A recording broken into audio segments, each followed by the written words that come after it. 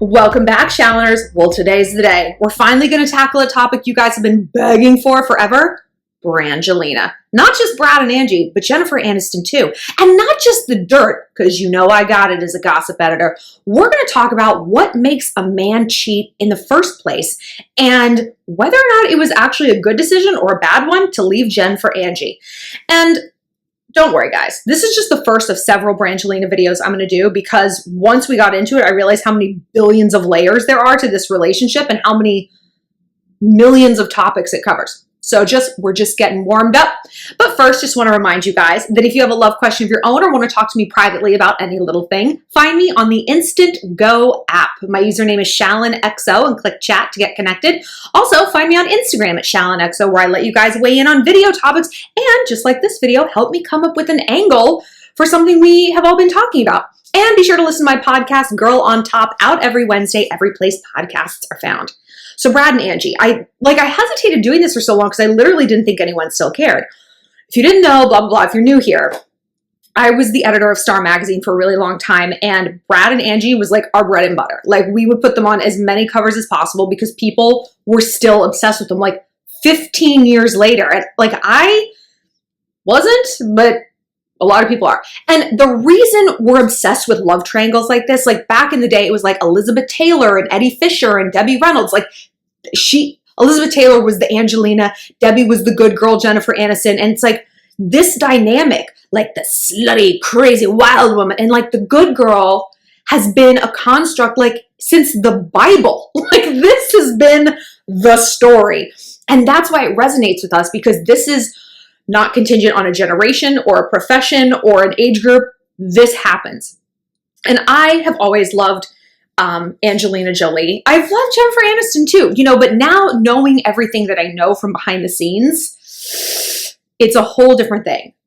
So let's get into it. So as we know, Brad was married to Jennifer when she was on Friends, like back in the 90s, and it was like the golden couple. And I remember they had a wedding and they spent $1 million in their wedding. And at the time, that was like an insane amount. Like no one had ever heard of a wedding costing that much. Like now you have like these bougie nightmare weddings, but like then it was incomprehensible. And they released one photo from it, and people were like, really? Like, we pay your salary, and like, really? But speaking of salary, she was making $1 million a week on Friends. So, I mean, if you think like people spend $35,000 on a wedding now, that's the average. Like, I don't make $35,000 a week. Someday I will, but not today. So to only spend a week's salary on a wedding is like actually pretty economical. But, they were just this fascinating golden couple. They even started to look alike. They were both tan and like this highlighted hair and just the smiles. And they had that easy California coolness, right? And then along comes Angie, this like goth, tit, lip, sex princess, just like vials of blood, fucking in the limo and cutting herself and drugs. Like she was just like this hot topic pageant queen. And people were like repelled by her, but fascinated. And I think that's why people are still so into her, because America loves to hate Angelina Jolie. Like, which I always thought was really weird. Like I love her and I identify with her. She's like the wild woman I wanted to be. And can we talk again about that body? Oh, Lord have mercy. Turn a gay man straight, that figure. Unreal. But she came along and started Mr. and Mrs. Smith with Brad, and there were all these rumors that they were flirty and hooking up. And I remember she gave an interview, and she was like in her like slumped back in the chair in that like sort of macho, sexy way that she does, and she's like, "I have plenty of lovers. I don't need Brad." I was like, "Oh, look, I got tingles. I got tingles." I was like, that woman is a witch, like in a cool way. Like that is a sorceress. Don't leave your man around her. If I were Jennifer Aniston, I would have shown up to that set. I would have peed a circle around that man. Like you cannot let him out of your sight around a woman like that. She is just so mesmerizing. But that's not what got him to leave his wife. That's what will get a guy to fuck another chick, for sure. Yeah, he'll hook up with her, but he probably won't leave his wife. Like, that's not the kind of chick you destroy your marriage for. The crazy one, the crazy fiery one. Angelina was smart. She played this right because she tapped into the crucial 20%. What's the 20%? Well, it's kind of a standard that we accept that, well, maybe we don't accept it, but we should, that our partners, no matter who they are and no matter what they're doing, will only ever give us 80% of what we need, right? The other 20% has to come from our own hobbies, our friends, our families, our self-esteem, and then there just might be 5 or 10% of needs that you just kind of never get met in your life. And those needs can change probably, but that is sort of the human experience, right? But then someone comes along, ooh, embodying that 20%. And the guy's like, oh my God. And he's so focused on the 20% that he isn't getting that he sees this 20% woman and he assumes, he's so blinded by it, he's like, she's 100%. She's 100%. But really, he actually leaves that 80, only ends up with 20. Now, their relationship's a little bit more complicated. We'll get into it. But what was that 20%? I know you're probably thinking sex. Yeah, he just wanted all this crazy, wild sex. Yeah, I mean, that's what got him through the door. But what made him stay? Children. Jennifer Aniston did not want to have children. She said this a billion times. And yes, our magazine put on the cover, she's pregnant, adoption joy. And I was always like, please don't do this. It's just leave the woman and her womb alone. She doesn't want kids. It's fine. She's a whole person without children. Who cares? Well, Brad Pitt cared. And this, I think, is something that happens so much in relationships where we get into a relationship with someone assuming the other person's going to change their mind, whether it's where you want to live or if you want to have kids or whether or not you want to get married at all. And you're in this kind of Mexican standoff with the other person. It's they're going to change their mind. Well, they think that about you. And then you get down the line and it becomes this huge issue between you. What started out as just they'll change their mind is now an enormous divide. And that's what happened with Brad and Jen. She didn't want to have kids and he did. Girl, if you can't have Brad Pitt's babies. I mean, really, at the height of Brad Pittness, when he was in Troy, that body he had when he played Achilles. Unreal. Sometimes in the dark, my boyfriend's really muscular. I'm like, are you Brad Pitt? Just talk like you're Achilles. Just let me have this for 10 minutes. But yeah, if you can't have Brad Pitt's babies, you don't want babies. And that's probably something they didn't discuss enough before they got married. Or again, they thought one person was going to change their mind. And I've heard that she didn't want to ruin her body. I get that, but she's more than just a body. You know what I mean? It's not like she's a Playboy model or Kim Kardashian. If Kim Kardashian can have babies, Jennifer Aniston can get a body back too, So, but she just clearly didn't want him. She didn't want him. And you can hang that excuse on whatever you want, your body, your career, whatever. She just doesn't want him. And Jen is a very chill California. She's a bro. She's a weed bro trapped in a Hollywood starlet's body. She's you hang out with your best friend, you smoke a little bud. Oh my God, I just got the tingles. I got the tingles again. I got the douche chills. I hate people who call weed bud. Or grass. It's when people use the phrase make love or moist. It's there. That's where it is for me. It's not what we're talking about. What words are like that for you? I want to know. Let's all be creeped out together. So she's just very chill. And I can see where Brad is okay, wait a minute. You want to live this life of boring stability. Jennifer Aniston doesn't even travel. You know what I mean? She goes to Cabo the exact same week to the exact same place every single year. You have billions of dollars and you don't want to go to, I don't know, Thailand, Rome, literally, and Buenos Aires. No, she wants to do the same thing. And that kind of boringness alludes to a personality that would want kids. Just kind of a meat and potatoes kind of girl, domestic, whatever. Wants to stay home and chill. You can't stay home and chill with a baby. So I feel he was all right, you're giving me the boringness of someone who would want kids, but you're not giving me the kids. So it's if we're not going to have kids, we should have a really exciting life. We should be a jet setting. We should have all these crazy charities. We should be doing all these wild art projects and films. And it's we're not. So it's just kind of the worst of both worlds. So Angie comes along. Little Miss Angelina. Tits everywhere. Long, spindly legs and those lips and the hair. I mean, Mr. and Mrs. Smith is one of the best movies. When she's talking about how many people she slept with, she's some or two at a time. I felt that. And she definitely wants kids. Do you know why Angelina needs to have so many kids? This is wild. I'm going to blow your mind right now. I've heard from a very, very well-placed source that the reason she needs to have all of these kids is because she needs a child for every abortion that she had. And she had like 7 abortions. And so she feels like she owes life, God, whoever, like a baby to balance out her sins. It's not a sin. It's your body. You can do whatever you want. It's worth bringing a child in this world that you don't want and won't take care of. Call me crazy. If you don't like it, feel free to unsubscribe. I really don't care. So she has this like need to have babies. And that is something that Brad was like, like he just lit up, because not only does she want the domestic things, she also is bringing the excitement. So he's looking at his wife, Jennifer Aniston, being like, you don't want to fucking do anything. You just want to eat acai bowls and do yoga and smoke weed. Cool. She wants to hook up and do crazy things in bed. God, I sound like someone who's never even had sex. What was that just now? I'm sorry. But she also is like nurturing. She wants a baby and she wants to adopt and she wants to do all these things. Like she has this duality that was so interesting to him, because his wife, as all spouses are at some point, was predictable, was known to him. There were no more layers to get through on Aniston. Maybe she just doesn't have a lot. Maybe they just ran through all the layers that there were. Whatever it is, he saw excitement and stability in Angelina.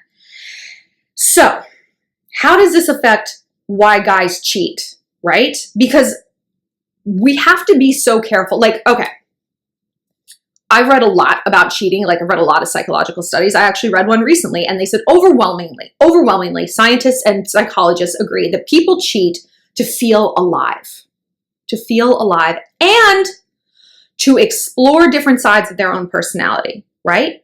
And when you look at Angelina through that filter, this whole thing makes complete sense. Who would make you feel more alive than a woman who's giving birth in Namibia? Like that is like living, who's like choppering into Cambodia and plucking out an orphan. Like that's wild. Who's like screwing in a limo and wearing your blood. Like she is living, and you are therefore living too. And you are now, because you're with someone a little wild, you're free to be more wild. You are free to explore those wild sides of your personality. She is an adventure leader in your life. She's pulling you into new experiences, new schools of thought, new art concepts, just all sorts of things. He was expanding his horizons by leaps and bounds with Angelina. And with Jen, he wasn't. So another thing, so the flip side of this, psychologists say, it's like, okay, well, how do you basically cheat-proof a relationship? I mean, you can't, like people are going to do what they're going to do. And some people are just hardwired to cheat. I mean, I've cheated on boyfriends and I'm not proud of it, but like I have, and it's hard for me to be not monogamous, because like that really isn't the hard part. I get bored easily, and then it's like you have this concept of feeling alive and having that stimulation and exploring other parts of you. And like my boyfriend now, we've been together for a while, and it's like I don't get bored with him, partly because he is just such a handful. Ugh. But that's kind of good. It's better for me to have a little drama in a relationship because that keeps me focused on it a little, than to be bored. Because a bored woman, deadly. A bored woman is a dangerous woman. Same with a man.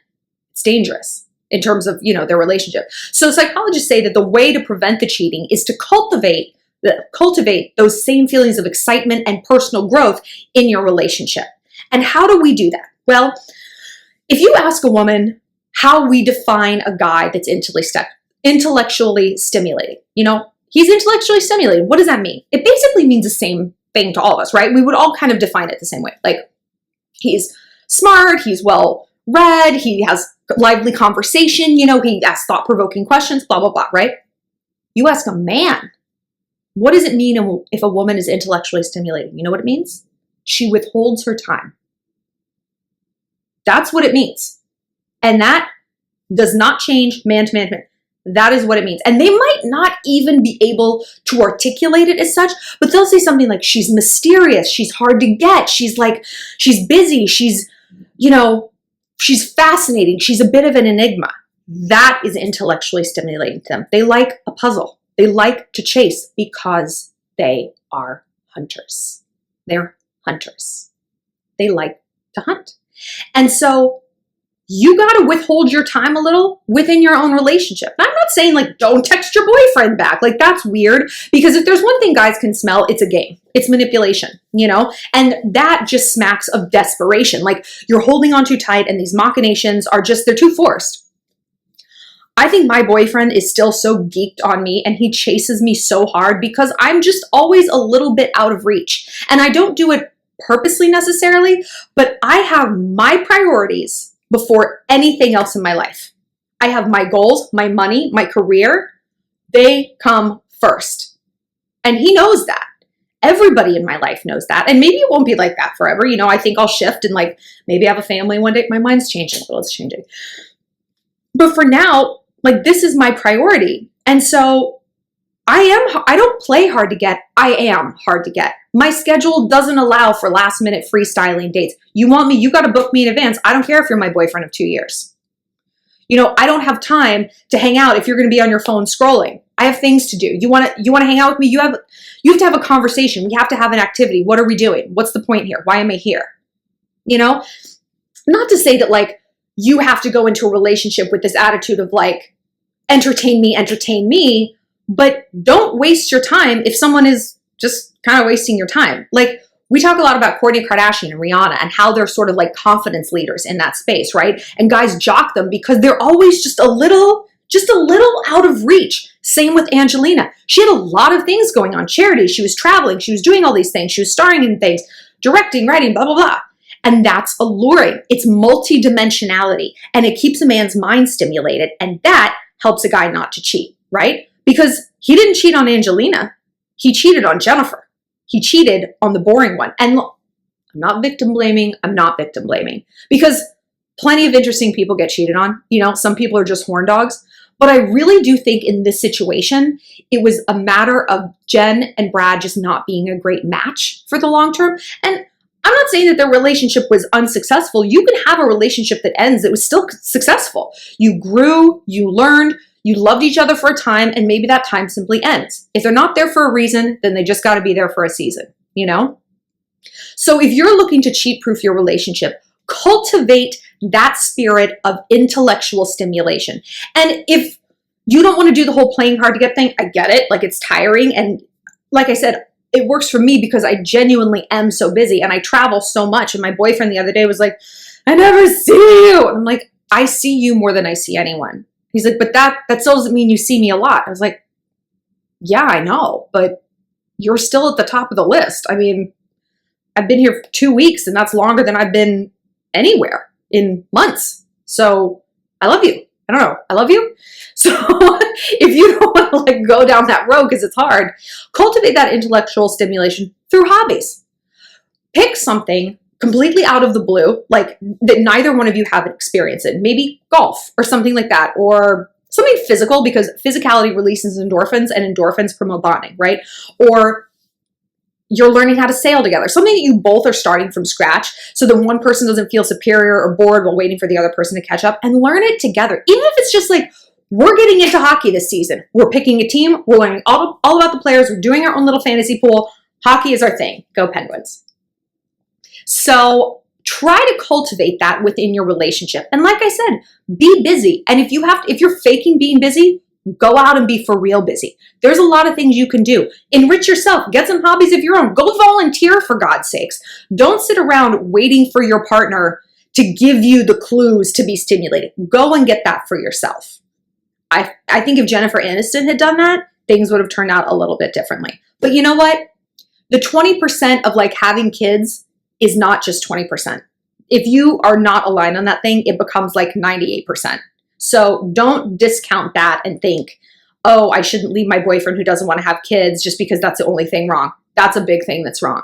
You guys, love is not about looking at each other. It's about looking out in the same direction, right? And love is logistics. And if you guys logistically don't align with what you want, it's not going to work. And it doesn't have to, because I guarantee whatever you want, somebody else out there wants it. You probably don't want something super weird. Shit, it's 2019. Someone else wants something weird. Whatever you want, you can find, but not if you don't claim it. If you don't say, this is what I want, this is what I need, and I can't accept anything less. Put it out there and you will find the right kind of person who aligns with it. For more, you guys, click like and subscribe for 4 new videos a week, and tell me what other Angelina topics you want to see. I'm going to do one on like whether or not a relationship that starts with an affair has a chance of working. Yeah, a lot of stuff around infidelity. We'll break it down, but I want to know your thoughts. So leave it here in the comment section. And like I said, follow me on Instagram at ShallonXO to weigh in that way, and listen to my podcast, Girl on Top, out every Wednesday.